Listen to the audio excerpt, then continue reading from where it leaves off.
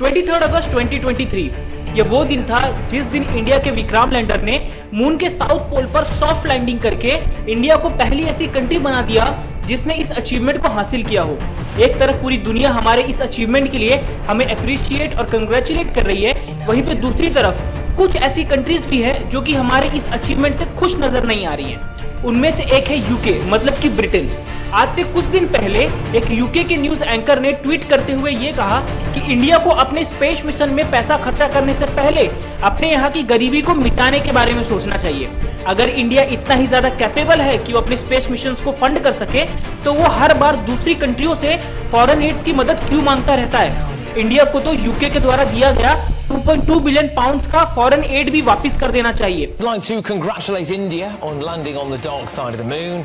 I would also like to now invite India to return the £2.3 billion foreign aid money that we sent them between 2016 and 2021. We're also set to give them £57 million next year. But I think the British taxpayer should keep hold of that, don't you? We should not be giving money to countries with a space programme. As a rule, if you can afford to fire a rocket at the dark side of the moon, you shouldn't be coming to us with your hand out. India reportedly has 229 million people living in poverty. According to the UN, it's the highest number anywhere in the world. It's also the fifth largest economy in the world with an annual GDP of around $3.75 trillion. Why are we paying to help poverty-stricken Indians when their own government won't bother? ये सब कहना था उस news anchor का, लेकिन वो ये बात भूल गया कि इंडिया वही कंट्री है जिस पर एक समय पर ब्रिटिशर्स ने $46 ट्रिलियन की इकोनॉमी को लूट कर अपने कंट्री ले गए थे। लेकिन ये आज का टॉपिक नहीं है। आज का टॉपिक ये है कि हमारे इस मिशन के सक्सेसफुल होने के बाद ये सारी कंट्रियां हम लोग को अप्रिशिएट क्यों कर रही हैं, और मून के ऊपर इतने सारे मिशन लॉन्च करने का मोटिव क्या है इतने सारे कंट्रियों का। इंडिया कर रही है, यूएस कर रही है, यूके कर रही है, चाइना कर रही है, जापान कर रही है। असलियत में इन सबके पीछे सच क्या है? मून में ऐसा क्या छुपा है जो ये सारी कंट्रियां मिलकर ढूंढ रही हैं? मून के ऊपर इतने ज्यादा रिसर्च की जा रही है, इसके ऊपर बेसिकली दो सबसे बड़े रीजन है। सबसे पहला रीजन तो ये आता है कि मून के बारे में हम जितना जानने की कोशिश कर रहे हैं उतना ज्यादा हमें अपने अर्थ के इवोल्यूशन थियोरी के बारे में समझ में आ रहा है। हमें अर्थ के वो सीक्रेट समझ में आ रहे हैं जो हम आखिर में अपने फायदे के लिए इस्तेमाल कर सकते हैं। इसको आप कुछ इस तरीके से समझिए कि आज मून मौजूद है तो इसका फर्क हमारे रात और दिन पर भी दिखाई देता है। फॉर एग्जाम्पल, आज अर्थ में जो एक दिन होता है वो लगभग 24 घंटे का होता है, और ये दिन खत्म कब होता है? जब अर्थ अपने एक्सिस पे एक पूरा रोटेशन कर लेता है, उस टाइम हमारा दिन खत्म होता है। और इस एक रोटेशन को पूरा कंप्लीट करने के लिए अर्थ को लगभग 24 घंटे लगते हैं, मतलब कि 24 आवर्स। यहीं पे अगर मून प्रेजेंट ना हो तो मून का ग्रेविटेशनल पुल अर्थ के ऊपर नहीं लगेगा, जिसके वजह से अर्थ अपना ये रोटेशन 24 घंटे की बजाय 8 घंटे में ही पूरा कर लेगा, जिससे हमारा एक दिन जो 24 घंटे का होता है वो सिर्फ 8 घंटे का हो जाएगा। तो ऐसे बहुत सारी हिडन सीक्रेट्स हैं जो हमें अर्थ के बारे में पता चलते हैं जब हम लोग मून को जानते हैं। ऐसे बहुत सारे मिनरल्स हैं, ऐसे बहुत सारी थियरीज हैं जो हम पता कर सकते हैं अर्थ के बारे में अगर हम मून को बहुत अच्छे तरीके से समझ पाते हैं। सेकंड सबसे बड़ा रीजन ये आता है कि moon as a abundant source of natural resources की तरह आगे जाके एक्ट कर सकता है। अगर हमारे सारे रिसर्च और हमारी सारी इंटरप्रिटेशन राइट होती है तो मून पे इतने ज्यादा अबंडेंट सोर्स पे नेचुरल रिसोर्सेज प्रेजेंट है जिनका इस्तेमाल आगे जाके मैनकाइंड बहुत बेनिफिट के लिए कर सकती है, और मून आगे जाके हमें स्पेस एक्सप्लोरेशन प्रोजेक्ट्स में भी बहुत ज्यादा मदद करेगा। इसको आप जरा इस तरीके से समझिए कि आज हम लोग जो भी अपने स्पेस एक्सप्लोरेशन प्रोजेक्ट्स करते हैं ये सब बहुत ज्यादा एक्सपेंसिव होते हैं, इनमें मिलियंस ऑफ डॉलर्स का खर्चा आता है। और वो खर्चा क्यों आता है? क्योंकि कोई भी ऑब्जेक्ट को रॉकेट पर डालकर अपने अर्थ के ग्रेविटेशनल पुल से बाहर ले जाना बहुत ज्यादा एक्सपेंसिव होता है, इसमें बहुत ज्यादा फ्यूल कंजम्पशन होता है, और इसी की वजह से हमारा स्पेस एक्सप्लोरेशन प्रोजेक्ट बहुत ज्यादा महंगा हो जाता है। यहीं पे अगर हमारे अर्थ का ग्रेविटेशनल पुल बहुत ज्यादा कम हो जाए तो हम लोग अपने इस मिशन को बहुत ज्यादा सस्ते में कर सकते हैं, क्योंकि उस टाइम इतना ज्यादा फ्यूल की कंजम्पशन नहीं होगी और बहुत आसानी से कोई भी ऑब्जेक्ट को स्पेस में भेजा जा सकता है। लेकिन अब हम लोग कुछ भी करके अर्थ की ग्रेविटी को तो मैनिपुलेट कर नहीं सकते, तो हम लोग ने क्या सोचा है कि अगर मून पर वो सारे रिसोर्सेस मिल जाते हैं जिनका इस्तेमाल करके हम लोग स्पेस क्राफ्ट बना सकते हैं और स्पेस एक्सप्लोरेशन प्रोजेक्ट्स को अंजाम दे सकते हैं, तो हम लोग मून पर ही जाके एक ऑब्जर्वेटरी लेबोरेटरी सेट करेंगे, वहीं पे स्पेस क्राफ्ट बनाएंगे और वहीं से मिशंस को लॉन्च कर देंगे। क्योंकि मून की ग्रेविटेशनल पुल अर्थ के कंपैरिजन में सिर्फ 17% है, और मून पे जो एटमॉस्फेयर प्रेजेंट है वो भी बहुत ज्यादा पतला लेयर ऑफ एटमॉस्फेयर है। तो अर्थ के कंपैरिजन में मून पे जो एक्सप्लोरेशन प्रोजेक्ट्स लॉन्च होंगे वो बहुत ही ज्यादा चीपर कॉस्ट पे होंगे। इन सारे रीजंस के वजह से हम लोग मून के ऊपर इतने सारे रिसर्च कर रहे हैं। आगे जाके मून एक बहुत ही इंपॉर्टेंट फैक्टर बनने वाला है किसी भी कंट्री के लिए, एक यूनिवर्सल पावर बनने के लिए, क्योंकि मून इतना ज्यादा abundant source of natural resource है और इसी स्पेस एक्सप्लोरेशन प्रोजेक्ट की मदद से हम लोग अपने मिसाइल्स, जो नेशनल डिफेंस के लिए जो मिसाइल्स होते हैं, वो भी स्पेस में लॉन्च कर सकते हैं। इसके ऊपर बहुत सारे कंट्रीज ने काम करना भी चालू कर दिया है, चाइना, रशिया, यूएसए, यूके। इसी तरीके से इंडिया भी इस पे काम करना स्टार्ट कर रहा है। तो आप सोच सकते हो कि जो स्पेस एक्सप्लोरेशन प्रोजेक्ट्स हो रहे हैं, ये सिर्फ ह्यूमन काइंड के बेनिफिट के लिए नहीं हो रहे हैं, बल्कि अपना अपना लालच भी छुपा हुआ है। हर कंट्री सिर्फ और सिर्फ अपने लालच के लिए ये स्पेस रेस कर रही है और हर कंट्री चाहती है कि वो जल्द से जल्द अपने इन मिशंस को अंजाम दे, क्योंकि वहां पे फर्स्ट गेस्ट फर्स्ट सर्व वाली स्ट्रेटेजी इस्तेमाल होने वाली है। जो सबसे पहले पहुंचेगा उसको सबसे ज्यादा मिलेगा। अब जरा हम लोग समझते हैं कि स्पेस एक्सप्लोरेशन की हिस्ट्री क्या है, किस तरीके से मैनकाइंड में स्पेस एक्सप्लोरेशन की शुरुआत हुई। तो स्पेस एक्सप्लोरेशन प्रोग्राम की शुरुआत होती है ईयर 1947 में, कोल्ड वॉर पीरियड के दौरान, जो कि यूएसए और यूएसएसआर मतलब अमेरिका और सोवियत यूनियन के बीच में लड़ा जा रहा था। ईयर 1945 में सेकेंड वर्ल्ड वॉर खत्म हुआ और दो countries as a super power निकलकर बाहर आई। पहली थी यूएसए मतलब कि अमेरिका, दूसरी थी सोवियत यूनियन। ये दोनों कंट्रीज जीतने वाली पार्टी की तरफ से थे, जो कि थी अलाइड फोर्सेस, लेकिन फिर भी ये दोनों कंट्रीज की जो आइडियोलॉजीज थी ये बहुत ही ज्यादा डिफरेंट थी। यूएसए फॉलो करती थी कैपिटलिज्म को, वहीं पे सोवियत यूनियन फॉलो करती थी कम्युनिज्म को। ये दोनों कंट्रीज के आइडियोलॉजीज अलग होने के कारण ये दोनों कंट्रीज के बीच में दरार धीरे धीरे कर बढ़ती चली गई।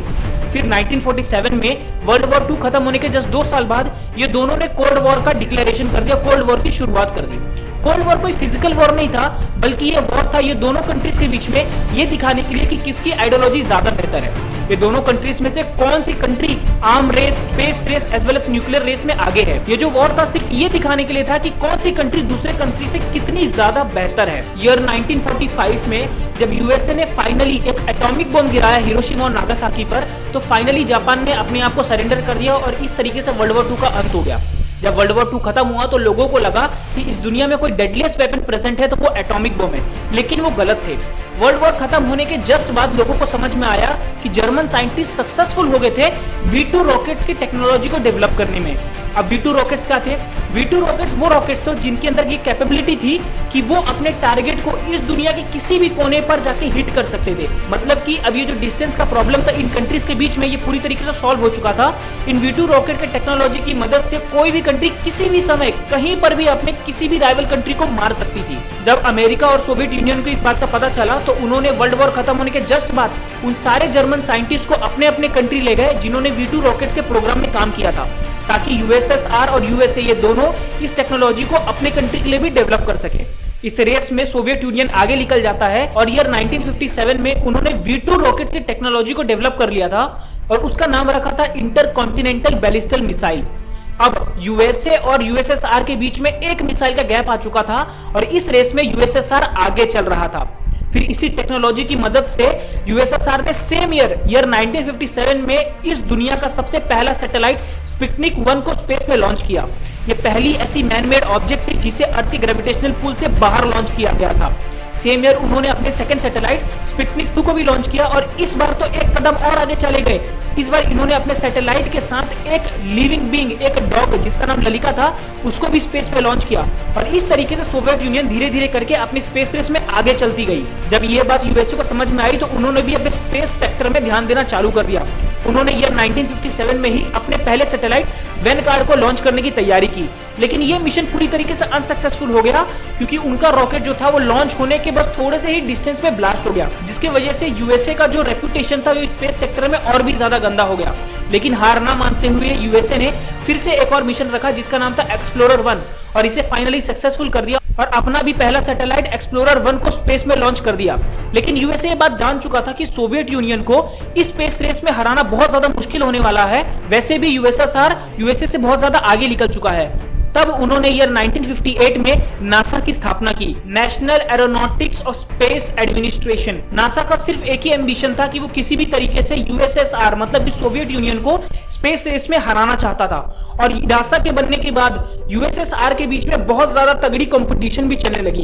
ये दोनों ने कई सालों तक बहुत सारे सैटेलाइट मिशन और बहुत सारे स्पेस एक्सप्लोरर मिशंस को अंजाम दिया, लेकिन फाइनली यूएसए इस रेस को जीत जाता है ईयर 1969 में, जब उसने सबसे पहली बार अपोलो 11 मिशन को लॉन्च किया और सक्सेसफुली एक ह्यूमन बीइंग को, एक लिविंग बीइंग को, एक ह्यूमन को मून के सरफेस पे सक्सेसफुली लैंड करवाया फिजिकली। जी हाँ, उनका नाम था नील आर्मस्ट्रॉन्ग। ये पहले इंसान बने, ये पहले अमेरिकन बने जिन्होंने मून के सरफेस पे अपने कदम रखे थे। इसी मिशन के बाद ये डिक्लेयर हो जाता है कि यूएसए स्पेस वॉर जीत चुका है, लेकिन अभी भी सोवियत यूनियन हार मानने के लिए रेडी नहीं था। उसने बहुत सारे कोशिशें की और बहुत सारे सैटेलाइट्स को लॉन्च किया, लेकिन यूएसए को टक्कर देना अब सोवियत यूनियन के बस का नहीं था। सो फाइनली ईयर 1975 में ये दोनों कंट्रीज ने स्पेस वॉर को एंड करते हुए साथ में एक प्रोजेक्ट किया जिसका नाम उन्होंने अपोलो सोयूज मिशन रखा। और इस मिशन के कामयाब होने के बाद ये दोनों कंट्रीज के बीच में स्पेस वॉर खत्म हो गई, लेकिन कोल्ड वॉर अभी भी खत्म नहीं हुई थी। कोल्ड वॉर तो कई सालों बाद ईयर 1991 में खत्म हुई, जब सोवियत यूनियन टूटकर बहुत सारे कंट्रीज में बट गया और उसमें से एक बहुत ही पावरफुल कंट्री रशिया निकल के आई। यही सब स्पेस रेस के कहानी के बीच में हमारे इंडिया के साइंटिस्ट को यह बात समझ में आ चुकी थी कि अगर उन्हें आगे जाकर इंडिया को एक इंटरनेशनल लेवल पे रिप्रेजेंट करना है तो उन्हें भी इस स्पेस एक्सप्लोरेशन प्रोग्राम का हिस्सा बनना ही पड़ेगा, इस सेक्टर में अपनी धौंस जमानी ही पड़ेगी। जिसके लिए उस समय ईयर 1957 में डॉक्टर विक्रम साराभाई, जो कि आज के टाइम पे father of Indian space program कहे जाते हैं, उन्होंने उस टाइम के प्राइम मिनिस्टर पंडित जवाहरलाल नेहरू को कंसल्ट किया और उनको मनाया कि इंडिया को भी स्पेस एक्सप्लोरेशन का हिस्सा बनना चाहिए। उनकी बात मानकर पंडित जवाहरलाल नेहरू ने फाइनली ईयर 1962 में Indian national committee for space research की स्थापना की, जिसका शॉर्ट फॉर्म है INSCOPAR, और इस कमिटी को डिपार्टमेंट ऑफ एटॉमिक एनर्जी के अंदर रखा और इसका चेयरमैन बनाया डॉक्टर विक्रम साराभाई को। इस कमिटी के जस्ट बनने के बाद एक साल के अंदर इंडिया ने अपने सबसे पहले स्पेस प्रोग्राम रोहिणी प्रोग्राम को लॉन्च किया। इस प्रोग्राम के अंदर उन्होंने बहुत सारे साउंडिंग रॉकेट्स को अपने स्पेस पर भेजा, जिससे अब इंडिया स्टडी कर सकता था अपने एटमॉस्फेयर के बारे में और बहुत सारे ऐसी चीजों के बारे में जिसे उसकी जरूरत थी। ईयर 1969 में जब अमेरिका ने अपने अपोलो 11 मिशन को अंजाम दिया तो हमारे प्राइम मिनिस्टर पंडित जवाहरलाल नेहरू को इस सेक्टर की इंपॉर्टेंस पता चली। उन्होंने जल्द से जल्द इस कमेटी को फटाक से एक डिपार्टमेंट का रूप दिया। उन्होंने जस्ट 1969 के इंडिपेंडेंस डे के दिन INSCOPAR को कन्वर्ट करके इंडियन स्पेस रिसर्च ऑर्गेनाइजेशन में कन्वर्ट कर दिया और इसको एक इंडिपेंडेंट सेक्टर बनाया, एक इंडिपेंडेंट डिपार्टमेंट बनाया, जो कि आगे जाके स्पेस सेक्टर में इंडिया की तरफ से कंट्रीब्यूट करने वाला था। INSCOPAR का इसरो में कन्वर्ट होते ही इंडिया ने अपने सबसे पहले सैटेलाइट आर्यभट्ट को सक्सेसफुली स्पेस में लॉन्च किया और इस मिशन में साथ दिया था रशिया ने।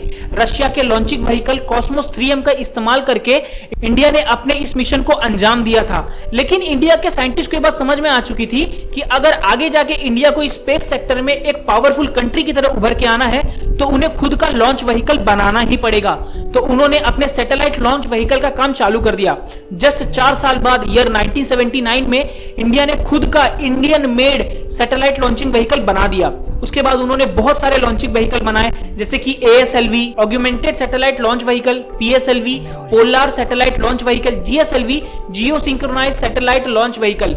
ऐसे बहुत सारे लॉन्च व्हीकल आगे जाके इंडिया ने बनाए और इन सब लॉन्च व्हीकल की वजह से इंडिया एक पावरफुल कंट्री मानी जाती है स्पेस एक्सप्लोरेशन प्रोजेक्ट्स के सेक्टर में। ईयर 2003 में इंडिया अपने सबसे पहले मून मिशन चंद्रयान-1 की डिस्कशन स्टार्ट करता है। 2003 में जब 100 से ज्यादा जाने माने और टैलेंटेड साइंटिस्ट एक साथ आते हैं और इसके बारे में डिस्कशन करते हैं कि उनके पास वो सारी टेक्नोलॉजी, वो सारे रिसोर्सेस, वो सारी चीजें प्रेजेंट हैं जिनकी मदद से वो इस चंद्रयान-1 प्रोजेक्ट को सक्सेसफुल कर सकते हैं, तो ही वो इस प्रोजेक्ट को अप्रूव करेंगे। फाइनली ये सारे साइंटिस्ट एक ही रिजल्ट पे आते हैं, एक ही कंक्लूजन पे आते हैं, जिसपे ये बोलते हैं कि वो सक्सेसफुली चंद्रयान मिशन को अंजाम दे सकते हैं। और फाइनली हमारे प्राइम मिनिस्टर अटल बिहारी वाजपेयी ने चंद्रयान-1 मिशन के लिए हमें परमिशन दे दी। परमिशन देने के जस्ट 6 महीने बाद ही 2003 के इंडिपेंडेंस डे के दिन अटल बिहारी वाजपेयी ने पूरी इंडिया के सामने ये अनाउंस कर दिया कि इंडिया अपना सबसे पहला मून मिशन चंद्रयान-1 को जल्द से जल्द कंडक्ट करने वाला है। आगे के सारे कॉन्सेप्ट समझने के लिए आपको 2 चीजें समझनी बहुत ज्यादा जरूरी है कि स्पेस मिशंस किए कैसे जाते हैं। तो आपको तो पता होगा कि किस तरीके से किसी भी सैटेलाइट को स्पेस में भेजा जाता है। आपने अगर मिशन मंगल पिक्चर देखी है तो उसमें विद्या बालन कितनी अच्छी तरीके से बताती है कि किसी भी सैटेलाइट को स्पेस में किस तरह भेजा जाता है और किसी भी सैटेलाइट को मून की तरफ किस तरह भेजा जाता है। मैं आपको फिर भी एक बार एक्सप्लेन कर देता हूं कि किसी भी सैटेलाइट को हमारे रॉकेट की हेल्प से अर्थ के ग्रेविटी के बाहर भेजते हैं। फाइनली वो सैटेलाइट को डिटैच कर दिया जाता है रॉकेट से और वो सैटेलाइट अर्थ के ऑर्बिट में रिवॉल्व करने लगता है। धीरे धीरे करके वो ऑर्बिट को बड़ा करते जाते हैं और जब वो फाइनली अर्थ के सबसे लास्ट ऑर्बिट में पहुंच जाता है तो उसे हमारे एक फाइनल बर्न की मदद से, बर्न मतलब कि फाइनल थ्रस्टर की मदद से उसे स्लिंग शॉट कर दिया जाता है मून के डायरेक्शन में, मतलब कि ढकेल दिया जाता है मून के डायरेक्शन में। इसको साइंटिफिक टर्म में हम लोग स्लिंग शॉट कहते हैं। जब वो मून के ऑर्बिट में पहुंच जाता है तो सेम तरीके से मून भी उसे अपने ग्रेविटेशन पुल की मदद से अपने ऑर्बिट में पकड़ लेता है और वो सैटेलाइट मून के ऑर्बिट में रिवॉल्व करने लगता है। फाइनली जब वो सबसे अंदर वाले ऑर्बिट में मून के आ जाता है तब हम लोग मानते हैं कि वो स्पेस मिशन पूरी तरीके से कामयाब हुआ है। लेकिन अब आप समझिए कि ये तरीका था कि किस तरीके से किसी भी सैटेलाइट को मून के ऑर्बिट में भेजा जाता है। लेकिन आगे भी बहुत टाइप के मिशन बनाए जाते हैं, जैसे कि सबसे पहला आता है इंपैक्ट मिशन। अब आप जान लीजिए कि चंद्रयान 1 जो था वो एक इंपैक्ट मिशन था। इंपैक्ट मिशन क्या होता है, इसको कुछ इस तरीके समझिए कि अब वो जो सैटेलाइट जो मून के ऑर्बिट में घूम रहा था वो कुछ दिन तक उसी मून के ऑर्बिट में घूमेगा और मून को अच्छे से स्टडी करेगा। फाइनली कुछ दिनों के बाद उस सैटेलाइट उस स्पेसक्राफ्ट से एक पार्ट डिटैच होकर मून के सरफेस पे जाके क्रैश होगा, मतलब कि इंपैक्ट लैंडिंग होगी, मतलब कि पूरी तरीके से टूट जाएगा। इसको हम लोग इंपैक्ट मिशन कहते हैं। जब ये मिशन हो रहा होता है और जब ये क्रैश हो रहा होता है तब हमें बहुत सारे ऐसे डेटा और बहुत सारे ऐसे रीडिंग्स मिलते हैं जिनकी मदद से हम लोग डेटा को स्टडी कर सकते हैं और बहुत सारे अपने रिसर्च के कंक्लूजन को डिफाइन कर सकते हैं। इसकी वजह से ये इंपैक्ट मिशन किए जाते हैं। चंद्रयान 1 मिशन जो था वो भी एक इंपैक्ट मिशन था। ये जो इंपैक्ट मिशन होता है इसके स्पेसक्राफ्ट में बेसिकली 2 पार्ट्स होते हैं। सबसे पहला पार्ट होता है ऑर्बिटर जो कि मून के ऑर्बिट में लगातार रिवॉल्व करता रहेगा और दूसरा होता है मून इंपैक्ट प्रोब। ये वो पार्ट होता है जो फाइनली जाके मून के ऑर्बिट से क्रैश होता है। ये 2 पार्ट्स इंक्लूड होते हैं जब हम लोग को इंपैक्ट मिशन करना होता है। चंद्रयान 1 भी एक इंपैक्ट मिशन था जिसे 22 अक्टूबर 2008 को श्रीहरिकोटा स्पेस सेंटर से इंडिया की तरफ से लॉन्च किया गया था। 13 दिन तक ये स्पेसक्राफ्ट हमारे अर्थ के ऑर्बिट में घूमा और फाइनली 14वें दिन 14th डे में हमने इसे स्लिंग शॉट देकर मून की तरफ ढकेल दिया। मून की तरफ पहुंचने के बाद लगभग 5 दिन तक उसने मून के ऑर्बिट में रोटेट किया और फाइनली 14 नवंबर 2008 को इस स्पेसक्राफ्ट से एक मून इंपैक्ट प्रोब डिटैच होता है और वो जाके मून के सरफेस पे सक्सेसफुली लैंड करता है। जहां पे लैंड करने का डेस्टिनेशन बनाया होता है वो वहीं पे लैंड करता है, जिसकी वजह से हमारा मिशन पूरी तरीके से सक्सेसफुल हो जाता है और हमें इस मिशन से बहुत सारी चीजें जानने को मिलती हैं। अब जरा बात करते हैं कि हमें ये मिशन से क्या क्या फायदा होता है। ये मिशन का one of the most important achievement ये है कि ये मिशन के दौरान हमें ये बात पता चली कि मून पर पानी मौजूद हो सकता है बर्फ के फॉर्म में।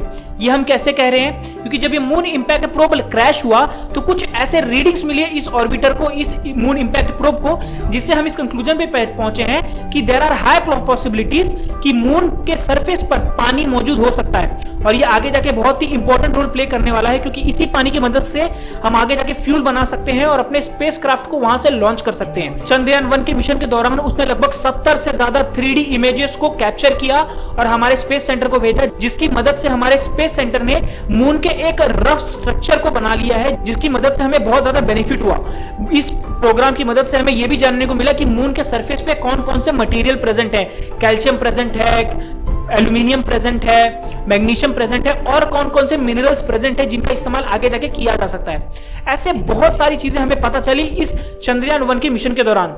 लेकिन एक और अचीवमेंट थी जो कि एक्सेप्शनली बहुत ही ग्रेट अचीवमेंट है, वो ये है कि चंद्रयान 1 मिशन के दौरान उस मून इंपैक्ट प्रोब में नासा के द्वारा दिया गया मून मेरेनोलॉजी मैपर लगा हुआ था।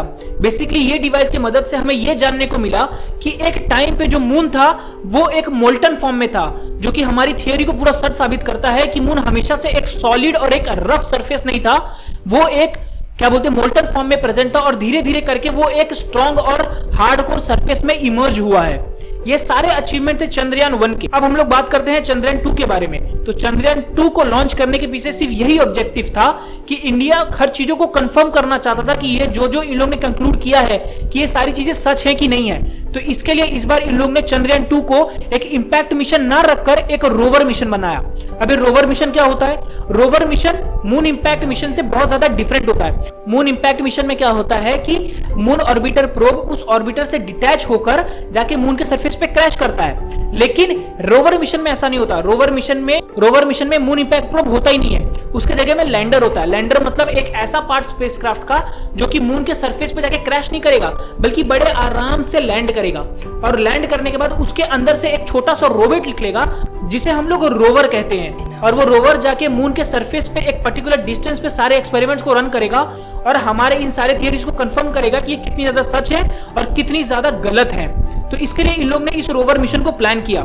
फाइनली चंद्रयान 2 के बारे में डिस्कशन स्टार्ट हुई थी ईयर 2009 में, मतलब कि चंद्रयान 1 के सक्सेसफुल होने के जस्ट 1 साल बाद। इनिशियली ये दोनों मिशन एक कंबाइंड मिशन, एक कोलैबोरेटिव मिशन होने वाला था इंडिया और रशिया के बीच में। इंडिया का इसरो और रशिया का रॉसकॉस्मोस, ये दोनों मिलकर इस मिशन को अंजाम देने वाले थे, जिसमें रॉसकॉस्मोस मतलब कि रशिया बनाने वाला था इस मिशन का लैंडर, और इंडिया बनाने वाला था इस मिशन का रोवर, अपना launch vehicle as well as अपना ऑर्बिटर। ये सारी चीजें बनाने वाला था इंडिया, और रशिया बनाने वाला था हमारी तरफ से लैंडर।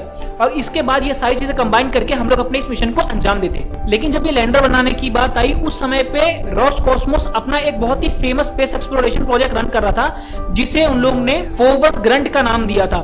लेकिन ये मिशन पूरी तरीके से फेल्ड हो जाता है, और इस मिशन के फेल्ड होने के पीछे लैंडर का अनसक्सेसफुल डिजाइन ही होता है। अब इस लैंडर को बनाया था रशिया ने ही, तो इसरो के साइंटिस्ट के मन में एक डाउट आ जाता है कि रशिया सचमुच एक अच्छा लैंडर बना भी सकता है कि नहीं बना सकता है। लेकिन उन्होंने इस फीलिंग को एक्सप्रेस नहीं किया, इसके बारे में बहुत ज्यादा कुछ बोला नहीं। लेकिन फाइनली रशिया ने सामने से स्पेस मिशन के लिए ना बोल दिया। उन्होंने कहा कि वो फाइनेंशियली इतने ज्यादा अभी कैपेबल नहीं है कि वो इंडिया को इस चंद्रयान 2 के लिए एक लैंडर बना के दे सके, और ना ही वो टेक्नोलॉजिकल इतने एडवांस हैं कि वो इस लैंडर को बना के दे सकें, जिसकी वजह से फाइनली रशिया इस मिशन से मना कर देती है। तब इंडिया पूरी जिम्मेदारी अपने खुद के कंधों पर लेता है और इस मिशन को इंडिपेंडेंटली लॉन्च करने की बात करता है। इंडिया ने बोला कि हम खुद का लैंडर भी बनाएंगे, और बाकी सारी चीजें तो हम बना ही रहे थे। फाइनली इंडिया अपना लैंडर बनाने की शुरुआत करता है और एक बहुत अच्छा लैंडर बना भी लेता है। जब ये मिशन लॉन्च ही होने वाला था, तो नासा ने इसरो को अप्रोच किया और उन्हें ऑफर दिया कि कुछ भी करके आप अपने लैंडर में 3-4 नासा के द्वारा दिए गए इंस्ट्रूमेंट्स को भी इंस्टॉल कर लो। अब ये जो इंस्ट्रूमेंट्स होते हैं जिनकी मदद से हम लोग रिसर्च कंडक्ट करते हैं, उन्हें साइंटिफिक भाषा में पेलोड्स कहते हैं। तो नासा का ऑफर ये था कि वो 3-4 पेलोड जो नासा ने खुद से बनाए हैं, वो इन चंद्रयान 2 के स्पेसक्राफ्ट में लॉन्च कर दिए जाए, उनके लैंडर में, उनके रोवर में इंस्टॉल कर दिए जाए। लेकिन इसरो ने इसके लिए साफ मना कर दिया। उन्होंने कहा पहले से ही लैंडर का वजन बहुत ज्यादा हो चुका है, जिसके कारण वो किसी और फॉरेन कंट्री के पेलोड्स को अपने मिशन में इंक्लूड नहीं कर सकते। लेकिन नासा के बहुत ज्यादा जिद करने के बाद अपने मिशन के लॉन्च के 1 महीना पहले इसरो एक चीज के लिए मान जाता है कि वो नासा के द्वारा दिया गया एक पेलोड, जिसे रेट्रो रिफ्लेक्टर कहते हैं, उसे इंस्टॉल कर लेगा। अब ये रेट्रो रिफ्लेक्टर का काम क्या होता है? इसका सिर्फ इतना ही काम होगा कि ये डिस्टेंस मेजर करेगा अर्थ के बीच में और उस जगह के बीच में जहां पर चंद्रयान 2 का लैंडर लैंड करेगा। यही इसका काम था। फाइनली 22 जुलाई 2019 को इंडिया अपने स्पेस मिशन चंद्रयान 2 को स्पेस में लॉन्च करती है, और ये सक्सेसफुली लॉन्च भी हो जाता है। ये बहुत समय तक अर्थ के ऑर्बिट में रोटेट करता है और फाइनली मून के ऑर्बिट तक भी पहुंच जाता है। लेकिन इस मिशन की सबसे इंपॉर्टेंट डेट होने वाली थी 6 सितंबर 2019, जब ये मिशन के लैंडर को फाइनली जाके मून के सरफेस पे लैंड करना था। और ये मिशन के बारे में आपको एक बात और जाननी चाहिए कि ये मिशन और ज्यादा स्पेशल क्यों हो जाता है, क्योंकि इंडिया लैंड करने वाला था अपने इस मिशन को मून के साउथ पोल पर, जहां पर आज तक किसी भी कंट्री ने सक्सेसफुली लैंडिंग नहीं की है, और यहां पे लैंड करना नॉर्मल लैंडिंग से बहुत ज्यादा हार्ड होने वाला था। फाइनली 6 सितंबर 2009 को जब इस लैंडर को मून के सरफेस पे लैंड किया जाने वाला था, तो जब ये लैंडर 2.5 किलोमीटर ऊपर था, तब ये लैंडर का इसरो से कनेक्शन टूट जाता है, और एक कनेक्शन टूटता है टेक्निकल ग्लिच की वजह से। फाइनली जब कुछ मिनट बाद इसरो को इसका कनेक्शन वापस मिलता है, तो इसरो को पता चलता है कि ये लैंडर पूरी तरीके से क्रैश कर चुका है और इनका ये मिशन फेल हो चुका है। लेकिन ध्यान देने वाली बात यह थी कि चंद्रयान 2 का ऑर्बिटर अभी भी मून के ऑर्बिट में सक्सेसफुली रिवॉल्व कर रहा था। लेकिन जो सबसे इंपॉर्टेंट चीज थी लैंडर और रोवर, वो पूरी तरीके से डिस्ट्रॉय हो चुके थे। इसके बारे में जब फेलियर एनालिसिस कमिटी ने एक रिपोर्ट निकाली, तो उन्होंने बताया कि ये जो कनेक्शन लॉस्ट हुआ था, ये एक टेक्निकल ग्लिच की वजह से हुआ था, जिसकी वजह से हमारा ये मिशन पूरी तरीके से डिस्ट्रॉय और पूरी तरीके से तबाह हो गया, पूरी तरीके से अनसक्सेसफुल हो गया। इस मिशन के अनसक्सेसफुल होने के बाद इसरो के साइंटिस्ट को बहुत ज्यादा क्रिटिसिज्म झेलना पड़ा, अपने खुद के लोगों से भी एज वेल एज पूरी दुनिया से भी। क्यों? क्योंकि आज तक इसरो के साइंटिस्ट ने जो भी चीजें घटित होती थी मिशन के दौरान वो सब कुछ ट्रांसपेरेंटली लोगों के सामने रखते थे। लेकिन अभी तक मिशन के चेयरमैन एस सोमनाथ ने कोई भी फाइनल डिक्लेरेशन नहीं दिया था कि चंद्रयान 2 मिशन क्यों पूरी तरीके से अनसक्सेसफुल हुआ। फाइनली जब लोगों का प्रेशर धीरे धीरे करके इसरो पे पड़ने लगा तो इनके चेयरमैन एस सोमनाथ ने सामने आके लोगों के सामने डिटेल में बताया कि किस तरीके से ये मिशन अनसक्सेसफुल हो गया। उन्होंने बताया कि उसके लैंडर पर लगभग 5 थ्रस्ट मौजूद थे, जिसमें से जो बीच वाला थ्रस्ट था उसकी पावर थोड़ी सी ज्यादा थी और वो इस बात को डिटेक्ट नहीं कर पाए थे। एज वेल एज उन्होंने बताया कि चंद्रयान 2 का लैंडर जब मून पर लैंड करने वाला था तो उसे एक प्रोटोकॉल फॉलो करना था। सबसे पहला वो अपने स्कैनर की मदद से स्कैन करता कि कौन सा सरफेस उसको लैंड करने के लिए सबसे बेटर है और फिर सक्सेसफुली वो वहां पे लैंड करता। लेकिन हुआ क्या कि जब सबसे पहली बार उस लैंडर ने स्कैन किया तो उसे एक पर्टिकुलर सरफेस मिल तो गया, लेकिन टेक्निकल ग्लिच की वजह से उसने उस सरफेस को निग्लेक्ट कर दिया और फिर से एक बार और स्कैन करने के बाद उसने दूसरे सरफेस को चूज किया। अब उस दूसरे सरफेस तक जाने के लिए उसे और थोड़ा थ्रस्ट लगा और उतना थ्रस्ट देने के लिए उनके पास फ्यूल मौजूद नहीं था। एज वेल एज उस लैंडर की स्पीड भी बहुत ज्यादा थी, लेकिन जब वो लैंडर अपने आप को रोटेट करके उस पर्टिकुलर डायरेक्शन में पहुंचने लगा जहां पर उसको सेकंड टाइम लैंड करना था तो वो गोल गोल गोल गोल गोल गोल गोल गोल घूमने लगा। अब इसके वजह से लैंडर से हमारा कम्युनिकेशन टूट गया और फाइनली वो लैंडर जाके मून के सरफेस पे कोलाइड कर गया, पूरी तरीके से क्रैश कर गया। इन सब रीजन के वजह से हमारा ये मिशन अनसक्सेसफुल हो गया। फाइनली जब ये लोगों को समझ में आया कि किस तरीके से चंद्रयान 2 का मिशन अनसक्सेसफुल हुआ तो लोगों ने सब लोगों को दिलासा दिया, सारे इसरो के साइंटिस्ट को सपोर्ट किया कि आप लोग फिर से ट्राई कीजिए और एक और मिशन लॉन्च किए जो सेम ऑब्जेक्टिव और सेम तरीके से लॉन्च हो, लेकिन इस बार कोई गलती नहीं होनी चाहिए। फाइनली 2023 में उन लोगों ने चंद्रयान 3 को लॉन्च किया। चंद्रयान 3 मिशन का objective A to Z same था चंद्रयान 2 मिशन से, लेकिन इस बार चंद्रयान 3 के लिए बहुत ज्यादा बेनिफिट भी थे। पहली बात तो ये जो मिशन था वो लगभग 42 डेज का होने वाला था, जिसमें से ये काफी टाइम तक अर्थ के ऑर्बिट में रहेगा और फाइनली मून के ऑर्बिट में पहुंचने के बाद उसके बाद वो वहां से लैंडर और रोवर को लैंड करवाएंगे मून पर। और इस बार सबसे बड़ा बेनिफिट ये होने वाला था कि इस मिशन के सक्सेसफुल होने के लिए बहुत सारे चेंजेस किए गए थे। एस सोमनाथ ने बताया है कि इस बार जो लैंडर्स में चेंजेस किए गए हैं वो इस चीज को ध्यान में रख के नहीं किए गए हैं कि इस लैंडर में क्या बेहतर हो सकता है। उन लोगों ने इस चीज को ध्यान में रख के किया है कि क्या गलती हो सकती है और उसको किस तरीके से सुधारा जा सकता है, किस तरीके से टैकल किया जा सकता है। उन्होंने बताया कि चंद्रयान 2 के कंपैरिजन में चंद्रयान 3 के लैंडर में बहुत ज्यादा चेंजेस किए गए हैं। सबसे पहला चेंजेस जो इस मिशन के लिए किया गया है वो है इसका लैंडिंग पोजीशन।